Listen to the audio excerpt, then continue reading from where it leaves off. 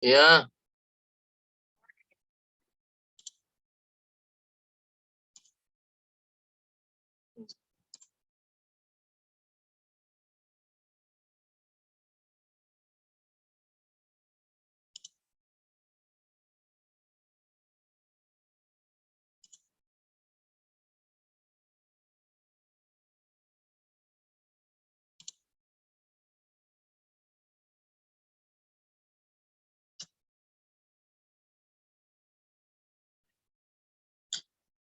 Assalamualaikum warahmatullahi wabarakatuh. Selamat siang. Saya Ridho Putra Bangsawan,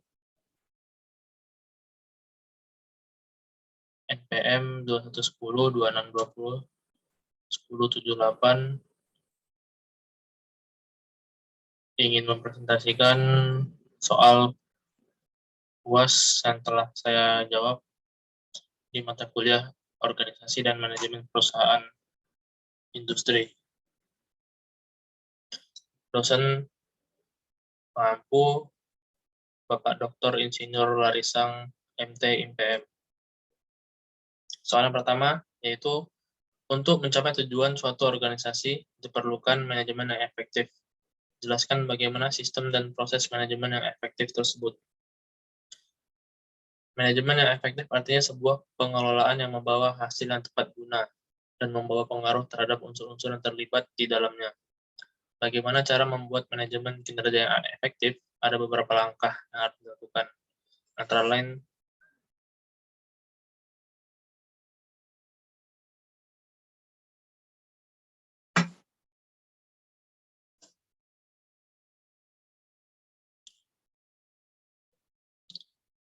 lain sebagai berikut. Yang pertama, perencanaan kerja yang jelas dan terstruktur.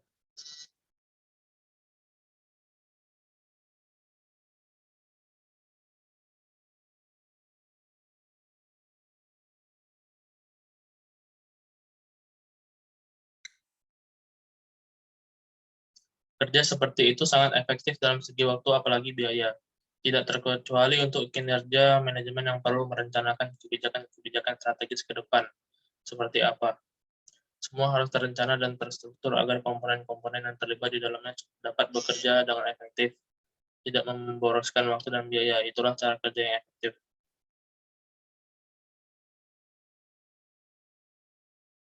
Kedua, sumber daya alam yang berkualitas. Sebuah manajemen yang terdiri atas orang-orang pilihan yang berkualitas. Namun jika orang-orang di dalamnya hanya pilihan dari keluarga atau kerabat terdekat yang tidak berkualitas sama sekali, sama saja omong kosong.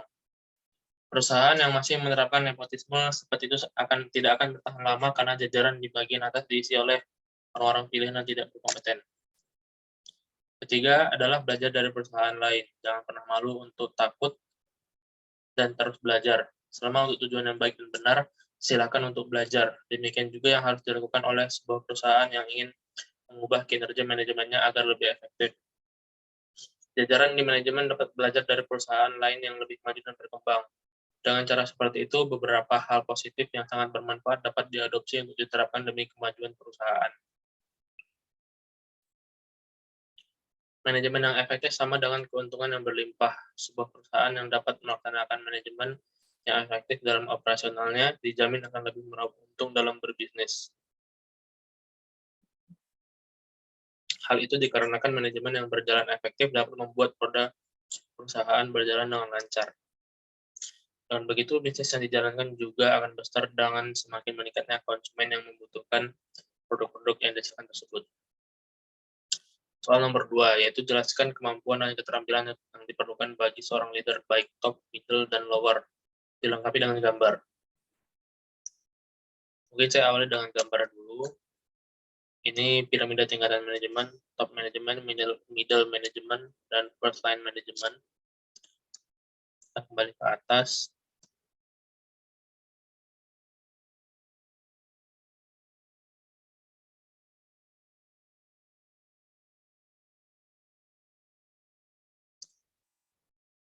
Manajemen puncak atau top manajemen harus memiliki keterampilan konsep dengan tugas untuk memimpin organisasi atau perusahaan secara keseluruhan agar dapat membentuk tim kerja yang baik.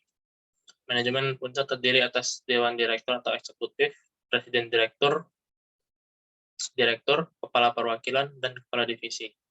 Yang kedua ada manajemen menengah atau middle management. Manajemen menengah menjadi penghubung antara manajemen puncak dengan manajemen lini pertama. Manajemen menengah atau dalam profesinya adalah manajer menengah, tugasnya membawahi dan mengarahkan kegiatan-kegiatan para manajer lainnya atau bisa juga karyawan operasional. Sebagai contoh, manajer cabang, kepala pengawas, kepala departemen, kepala bagian, dan lain-lain. Yang ketiga ada manajemen lini pertama atau first line management. Manajemen lini pertama harus memiliki keterampilan teknis yang bertanggung jawab memimpin dan mengawasi tenaga operasional. Manajemen lini pertama berhubungan langsung dengan tenaga operasional atau karyawan. Contohnya adalah mandor dalam pabrik, kepala seksi yang langsung membawahi tenaga pengetik dan tenaga administrasi dalam kantor besar, atau pengawas teknis dalam suatu perusahaan otomotif. Soal yang selanjutnya, soal nomor 6, yaitu jelaskan apa manfaat struktur organisasi dan tata kelola suatu perusahaan, baik manufaktur maupun jasa, dan bagaimana cara menyusun struktur organisasi dan tata kelola yang baik. Banyak definisi yang mengenai tata kelola organisasi, tetapi secara umum dapat dikatakan bahwa tata kelola organisasi adalah suatu sistem atau cara maupun proses yang mengatur dan mengendalikan hubungan antara pihak manajemen ataupun pengelola dengan seluruh pihak yang berkepentingan terhadap organisasi mengenai hak-hak dan kewajiban mereka yang bertujuan untuk menciptakan nilai tambah bagi semua pihak yang berkepentingan. Pada dasarnya, tata kelola organisasi mempunyai 5 prinsip dasar, yaitu sebagai berikut. Transparansi atau keterbukaan dalam proses dan pengungkapan informasi, kinerja organisasi secara akurat.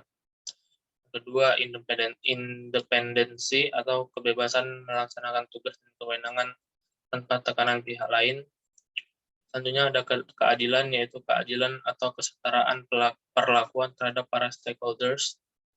Nah, selanjutnya ada akuntabilitas, yaitu pengelolaan organisasi sesuai dengan tugas dan kewenangan yang didasari itikat baik.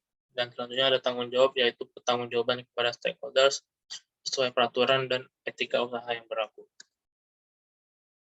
Manfaat yang didapat dari dalam melaksanakan tata kelola organisasi, diantaranya meningkatkan kinerja organisasi, mempermudah diperolehnya dana pembiayaan yang lebih murah dan tidak rigid, karena faktor kepercayaan yang pada akhirnya akan meningkatkan nilai organisasi dan meningkatkan kepercayaan investor atau donatur untuk menanamkan modalnya. Soal nomor selanjutnya yaitu nomor 7. Dalam perusahaan seringkali terjadi konflik baik horizontal maupun vertikal. Jelaskan bagaimana cara menangani kedua bentuk konflik tersebut. Ada 2 jenis konflik, yaitu konflik vertikal dan konflik horizontal. Konflik vertikal adalah konflik yang terjadi antara atasan dengan bawahan ataupun sebaliknya. Yang B, konflik horizontal adalah konflik yang terjadi antara sesama karyawan atau kelompok yang beroperasi di tingkatan hierarki yang sama. Cara menangani kedua konflik tersebut adalah bisa dilakukan dengan berbagai cara, yaitu yang pertama dilakukan konsiliasi sebagai langkah pengendalian konflik yang dapat dilakukan melalui lembaga khusus tertentu, guna memungkinkan terjadinya musyawarah, diskusi, dan merujuk pada pengambilan keputusan yang adil, tidak berat sebelah, di antara pihak-pihak yang berkonflik. Melakukan perundingan atau kompromi di antara pihak yang berkonflik, sehingga muncul jalan keluar yang terbaik di antara keduanya, dan adil sehingga tidak ada salah satu pihak yang sepenuhnya menang ataupun merasa kalah. Selanjutnya, melakukan mediasi. Hal ini dilakukan apabila kedua pihak yang bertikai setuju dan saling sepakat untuk menggunakan pihak ketiga sebagai mediator jalan solusinya, di mana pihak ketiga ini akan memberikan saran, masukan, pendapatnya mengenai jalan keluar yang terbaik. Selanjutnya, melakukan pendekatan pola hidup rukun bermasyarakat dan pendekatan pola kontrol hukum, sehingga mampu mewujudkan tatanan kehidupan yang rukun, damai, dan terjaga keamanannya.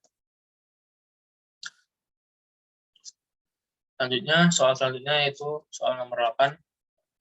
Pengambilan keputusan merupakan pendekatan secara sistematis terhadap suatu masalah. Jelaskan langkah-langkah atau tahapan yang harus dilakukan dalam melakukan analisa dalam manajemen pengambilan keputusan. Pengambilan keputusan merupakan proses pemilihan suatu alternatif untuk memastikan keberlangsungan perusahaan. Dalam proses tersebut, perusahaan harus mempertimbangkan faktor internal dan eksternal yang mempengaruhi pengambilan keputusan. Faktor internal contohnya sumber daya yang diperlukan oleh perusahaan untuk pengambilan keputusan yang baik. Sementara faktor eksternal meliputi situasi dan kondisi lingkungan di luar perusahaan yang akan berdampak pada pengambilan keputusan. Bagaimana caranya mengambil keputusan secara logis dan sistematis dengan mempertimbangkan kedua faktor tersebut? Berikut adalah tahapannya. Yang pertama, identifikasi keputusan. Setelah menyadari bahwa ada keputusan yang harus dibuat, tentukan sifat dan kondisinya. Tentukan juga variabel yang berhubungan dengan masalah untuk dipertimbangkan. Yang kedua, kumpulkan informasi. Artinya pengumpulan informasi yang dilakukan mengenai situasi dan keputusan. Tentukan informasi apa yang dibutuhkan dan sumber terbaik untuk itu. Selain itu, pertimbangkan juga untuk mencari informasi baik secara internal maupun eksternal untuk setiap situasi. Yang ketiga, identifikasi alternatif potensial. Sepanjang proses pengumpulan informasi, alternatif lain mungkin akan muncul. Identifikasi jalur terpisah ini dan tentukan apakah ada yang datang dengan manfaat tambahan. Kumpulkan semua alternatif potensial dalam daftar untuk pertimbangan lebih lanjut. Selanjutnya, ada analisis semua bukti. Dengan menggunakan semua informasi dan kombinasi intuisi dan penalaran, kemungkinan hasil dari setiap alternatif. Kita lihat kembali kebutuhan yang disajikan pada langkah pertama dan evaluasi alternatif mana yang dipilih yang dapat memberikan solusi terbaik. Selanjutnya ada pilih opsi. Dengan semua bukti yang telah dikumpulkan dan semua alternatif yang telah diukur, pilih opsi terbaik. Pertimbangkan bahwa beberapa alternatif yang digunakan dapat memberikan solusi terbaik. Apakah ada satu alternatif ataupun campuran dari dua atau lebih tergantung pada situasi dan kebutuhan kita sendiri. Identifikasi juga setiap kemungkinan hasil dan yang ditimbulkan, positif ataupun negatif. Dan yang keenam, ada ambil tindakan. Dengan pilihan terbaik Anda, ambil tindakan yang tepat. Mulailah menerapkan keputusan dan terapkan semua sumber daya yang diperlukan seperti karyawan, teknologi, ataupun uang. Perhatikan bagaimana kinerja solusi baru dan buat penyesuaian kapan dan di mana diperlukan. Yang terakhir, soal nomor 10, yaitu motivasi karyawan sangat dipengaruhi oleh gaya kepemimpinan yang digunakan oleh seorang pemimpin ataupun leader. Jelaskan jenis gaya kepemimpinan dan bagaimana menggunakan gaya kepemimpinan yang tepat kepada karyawan agar karyawan dapat termotivasi tinggi dalam melakukan tugas dan tanggung jawab. Yang pertama ada kepemimpinan demokratis. Kepemimpinan demokratis bisa dibilang contoh gaya kepemimpinan yang jadi favorit karyawan. Karena pemimpin yang demokratis mesti tetap tanggung jawab terhadap seluruh karyawan, tapi memberikan kebebasan kepada para karyawan dalam menyelesaikan tugas-tugas yang telah diberikan sesuai kemampuan masing-masing. Selanjutnya ada kepemimpinan visioner. Biasanya pemimpin di sini sangat senang menyusun ataupun merancang sesuatu untuk kebutuhan jangka panjang. Bahkan hal-hal yang belum terpikirkan oleh para karyawannya sekalipun.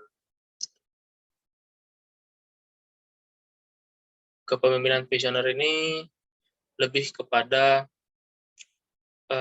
menyusun hal-hal untuk ke depan agar membuat suasana kantor dan para pegawai ini selalu mengikuti zaman dan tidak ketinggalan. Yang ketiga ada kepemimpinan transformasional. Idealnya gaya kepemimpinan transformasional mampu menginspirasi adanya perubahan positif pada karyawan. Pasalnya, pemimpin transformasional biasanya ikut terjun langsung dalam proses kerja untuk membantu karyawan menyelesaikan tugas mereka. Selanjutnya ada kepemimpinan situasional, yaitu pemimpin yang menerapkan gaya kepemimpinan situasional memiliki sifat yang cukup fleksibel. Ia akan menyesuaikan gaya kepemimpinan dalam organisasi sesuai dengan tahap perkembangan karyawannya. Dengan kata lain, pemimpin memadukan praktik kepemimpinan dengan kondisi yang tengah dihadapi. Setidaknya ada 4 jenis gaya yang diterapkan oleh pemimpin situasional, yaitu memberitahu, menunjukkan, memimpin, dan menetapkan. Selanjutnya memberi semangat, kerjasama, dan mengikut sertakan. Selanjutnya ada mengawasi, mengamati, mendelegasikan, dan menyelesaikan. Dan selanjutnya menjelaskan, membujuk, ataupun menjual.